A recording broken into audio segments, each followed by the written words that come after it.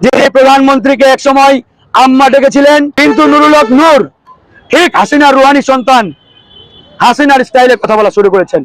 নুরুল হক নূর মনে করে এই হাইকোর্ট সুপ্রিম কোর্ট বোধ হয় তার গুলিস্তানের লঙ্গরখানার মতো, যে তার যা মন চাইবে তাই করবে। তিনি আমাদের এই মামলার কোনো পক্ষ ছিলেন না, কোনো পার্ট ছিলেন না। সে কোর্টের দরজা থেকে বের হয়েই তাজুলের দুই গালে জুতা মারো তালে তালে স্লোগান শুরু করেছে। কেন? শেখ হাসিনার স্টাইল।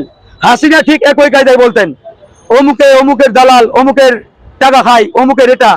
ঠিক হাসিনার রুহানি সন্তান, হাসিনার স্টাইলে কথা বলা শুরু করেছেন। তারপরেও গতকালকে কোর্টে 30-40 জন নিয়ে এসে একটা হাঙ্গামা দাঙ্গামা লাগানোর মতো অবস্থা। তো এই যদি হয় একজন তরুণ নেতার অবস্থা, এই নেতা ভবিষ্যতে কোন চেয়ারে বসলে বাংলাদেশটাকে কি করবে আপনারা চিন্তা করে দেখেছেন? তাই আমরা তাকে বলেছি আজকে যে সে যদি এই দুটো অভিযোগের তথ্য প্রমাণ হাইকোর্টে দাখিল না করতে পারে, তাহলে তার বিরুদ্ধে একদিকে আইনি লড়াই চলবে, এই কোর্টে এসে তার বিচার হবে, অন্যদিকে তার বিরুদ্ধে রাজপথেও আমাদের আন্দোলন। কেন তাজুল ইসলাম আমাদের মামলায় আইনজীবী হলেন? এটাই নাকি তার অপরাধ। ভালো কথা, সে আসছে, আমাদের কোর্টের বিচার কাজ শেষ।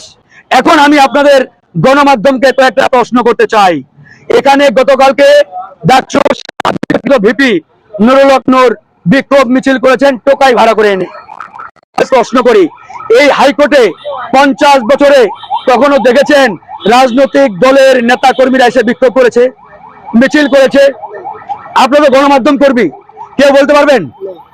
এখানে একমাত্র বিক্ষোভ মিছিল মিটিং করার এখতিয়ার আইনজীবীদের রয়েছে। আইনজীবী বাদে কোন রাজনৈতিক দলের কোন নজির আজ পর্যন্ত আমরা পাই নাই হাইকোর্টে এসে মিছিল করার। দ্বিতীয় প্রশ্ন, গতকালকে অ্যাডভোকেট তাজুল ইসলাম আমাদের একটি মামলায় আইনজীবী হিসাবে হাইকোর্টে দাঁড়িয়েছিলেন। আইনজীবীদের ধর্মই হচ্ছে যে কোনো মামলায় যে কোনো পক্ষে তিনি দাঁড়াতে পারবেন, কোনো বিধি নিষেধ নেই। এটাই আইনজীবীদের ধর্ম। আমরা অ্যাডভোকেট তাজুল ইসলামকে আমাদের আইনজীবী হিসাবে আমাদের মামলায় দাঁড়িয়েছিলাম, কিন্তু নুরুল হক নূর তিনি আমাদের এই মামলার কোনো পক্ষ ছিলেন না, কোনো পার্ট ছিলেন না।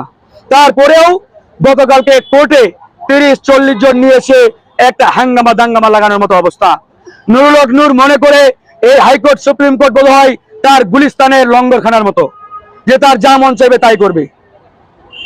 ভালো কথা, সে আসছে, আমাদের কোর্টের বিচার কাজ শেষ।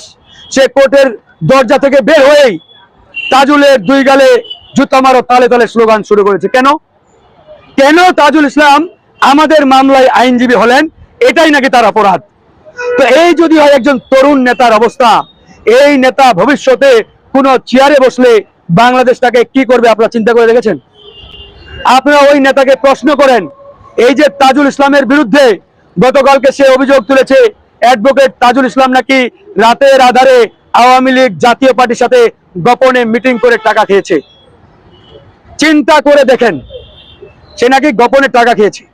এর চাইতে লজ্জাজনক ডাহা মিথ্যাচার কি হতে পারে?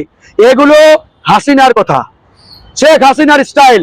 হাসিনা ঠিক একই কায়দায় বলতেন, অমুকে অমুকের দালাল, অমুকের টাকা খাই, অমুকের এটা।